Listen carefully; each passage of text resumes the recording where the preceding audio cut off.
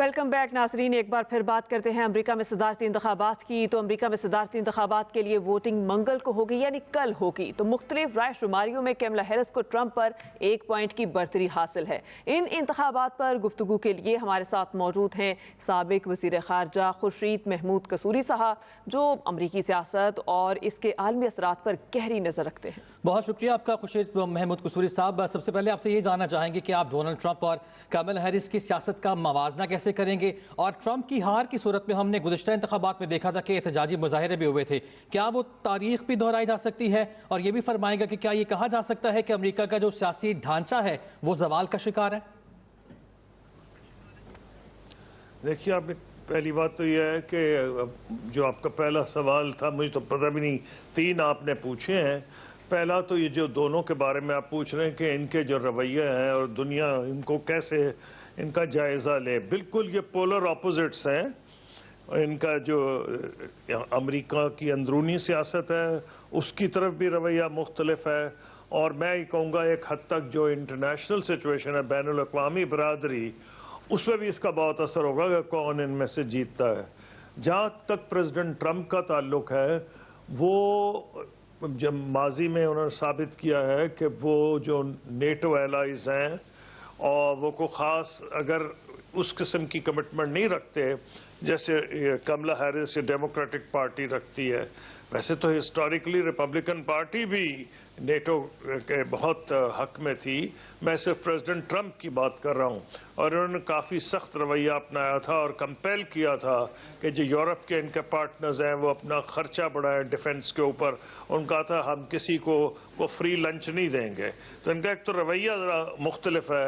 इसी तरह जो रूस के सिलसिले में इनका रवैया बिल्कुल मुख्तलिफ है कमला हैरिस से या डेमोक्रेटिक पार्टी से, क्योंकि जो यूक्रेन की जंग हो रही है उसमें ये शायद कोशिश करेंगे कि जैसा मामला है वैसे ख़त्म करा दें, जिसका मतलब यह है कि जो रूस ने इस वक्त जो टेरिटरी उनके पास है डोनबास में, वो उनके पास ही रहे। फिर जहाँ तक कमला हैरिस हैं, उनका रवैया बिल्कुल मुख्तलिफ होगा, और वो जो करंट पॉलिसी है बाइडन एडमिनिस्ट्रेशन की उसको वो कंटिन्यू करेंगी। तो एक तो इसकी तरफ बड़ा फ़र्क है। जहाँ तक मिडल ईस्ट का ताल्लुक है, जो हमारे बहुत करीब है, मिडल ईस्ट पे बड़ा मुश्किल है इनमें से को चूज़ करना। और ये मसला जो मुस्लिम वोटर्स हैं यूनाइटेड स्टेट्स में, उनके लिए भी हो गया है। उसकी वजह यह है कि दोनों का जो रवैया है वो बहुत सख्त प्रो इज़राइल है, लेकिन कमला हैरिस कम से कम बात करती हैं 2 स्टेट सोल्यूशन की। प्रेसिडेंट ट्रंप के बारे में कुछ नहीं कहा जा सकता, हालांकि जब वो प्रेसिडेंट अगर इलेक्ट हो गए तो उनको भी जो वहाँ की ऑयल रिच गल्फ स्टेट्स हैं, सऊदी अरेबिया, यूएई, कतर, इनकी बहुत अहमियत है अमेरिका की नज़र में डिफेंस पॉइंट ऑफ व्यू से भी, और फिर ऑयल जो तेल का मामला है।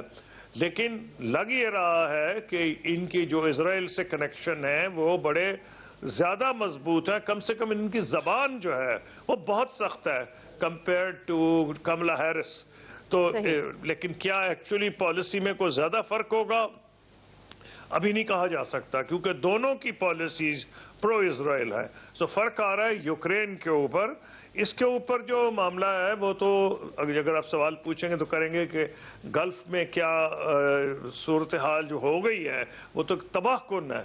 तो इसलिए उसका अमेरिकन प्रेसिडेंशियल इलेक्शन से एक ही असर तो खैर पड़ सकता है कि अभी तक कोई पॉलिसी अपना नहीं रहा स्ट्रॉन्ग। क्यों? कि उनको डर है कि जो वोट है हमारे खिलाफ पड़ जाएगा, और जो प्रो इज़राइल लॉबी है बहुत ज़्यादा ऑर्गेनाइज्ड है अमेरिका में। तो हालांकि जो नौजवान लोग हैं आहिस्ता आहिस्ता हम देख रहे हैं वो अमेरिका में उनकी वो अपील इजराइल की नहीं रही जो पहले होती थी। लेकिन जो 2 मेन पार्टीज है, रिपब्लिकन्स और डेमोक्रेट्स, इनकी लीडरशिप जो है वो तो खायफ है इजराइल की जो प्रो इजराइल लॉबी है अमेरिका के अंदर। तो इस वक्त हम तो डील कर रहे हैं पॉलिटिशियन से। नई जनरेशन को तो वक्त लगेगा अपना असर दिखाने में। नई जनरेशन ने तो प्रोटेस्ट किए हैं और इजराइल की पॉलिसीज़ के ख़िलाफ़ बहुत से लोगों ने बल्कि फ़लस्तीन के हक़ में भी वहाँ बात की है। यूरोप में तो पहले ही थी, लेकिन जहाँ तक 2 पार्टीज़ हैं ये दोनों ही आउटडू कर रही हैं। They are both pro Israel, اور اس لیے کوئی بہتری کی توقع نہیں. صرف ایک چیز ہے کہ جو اس انسیکیورٹی ہے, جو کوئی پالیسی لے نہیں رہا, کوئی فائنل, کملا ہیرس بھی گھبرا رہی ہیں کہ بھئی اگر اسرائیل کو پش کرنا ہے. ابھی جو ریسنٹلی کتاب آئی ہے اس کے اوپر یہ جو وار کے نام سے مشہور ہوئی ہے, اس میں بھی یہ حالانکہ دکھایا تو یہ گیا ہے کہ جو پریزیڈنٹ بائیڈن ہے وہ بہت ناراض ہیں اسرائیل سے, لیکن وہ جو ناراضگی ہے وہ چاہے گالم گلوچ کی حد تک تو ہے, اور وہ ان گالم گلوچ کا ذکر بھی ہے اس کتاب میں, لیکن اس میں کوئی نظر نہیں آ رہا کہ اس کا اثر پڑ رہا ہے. کیوں کہ وہ بھی اتنے خائف ہیں کہ چاہے ناراض ہوں پرائم منسٹر نیتن یاہو سے, ان کی اتنی ہمت نہیں کہ جو ویپنز سپلائی کیے جا رہے ہیں امریکہ جو دے رہا ہے اسرائیل کو, اس میں کوئی کمی نہیں آ رہی. ٹھیک ہے,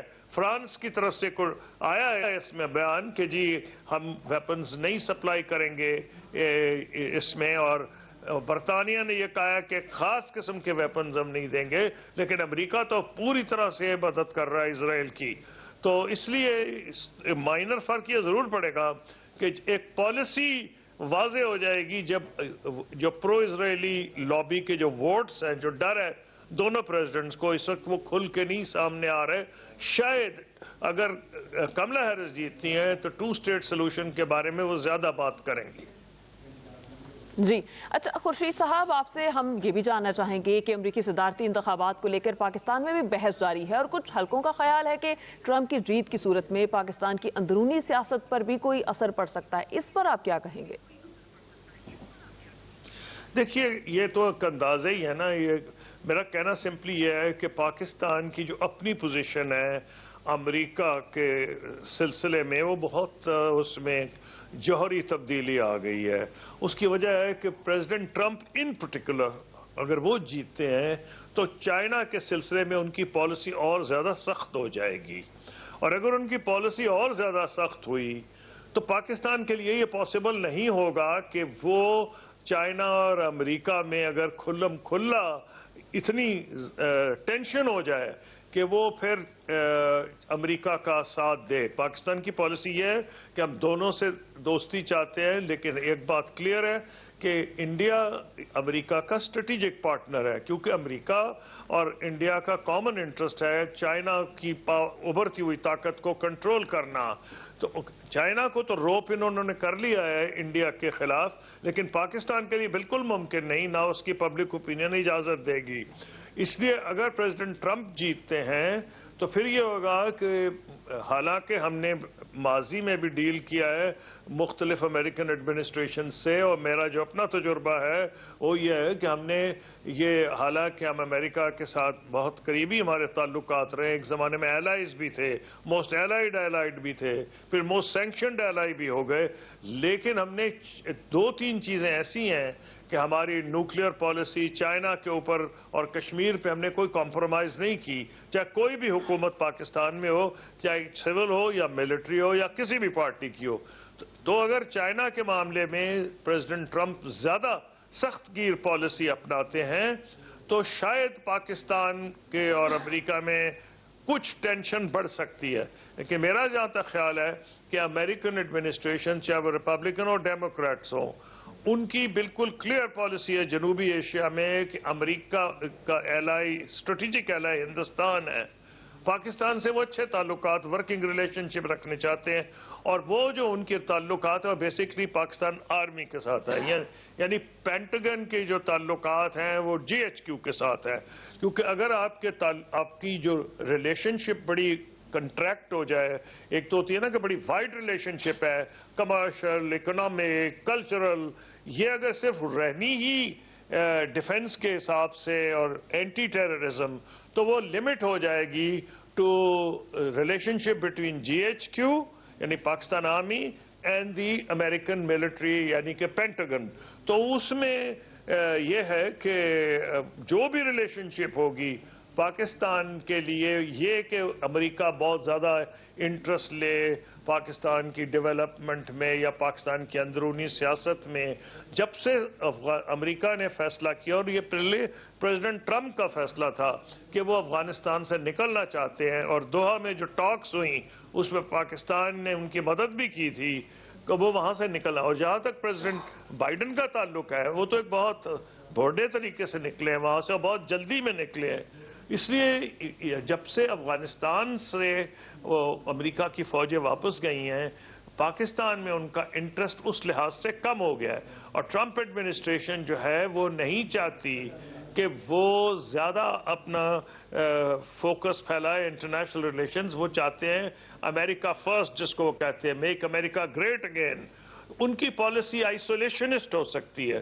تو میرا نہیں خیال ہے کہ کوئی زیادہ فرق پڑے گا کہ پاکستان کے اندرونی معاملات میں. لیکن جو امپورٹنٹ چیز ہے کہ جو آپ ڈیفنس پوائنٹ آف ویو سے جو میں آپ کو کہا تھا یہ اگر فارن پالیسی کے پوائنٹ آف ویو سے دیکھیں تو ڈیفنس میں تو ان کا ایک لمیٹڈ سا ایک ہے وہ ہے اس علاقے میں جو سیکیورٹی کے معاملات ہیں طالبان کے معاملات ہیں. اس حساب سے ان کا جیسے میں نے آپ کو کہا ایک جو کنیکشن رہ جائے گا وہ زیادہ تر پاکستان آرمی کے ساتھ ہوگا کیونکہ آرمی ان معاملات میں زیادہ ایک ایکٹر ہے.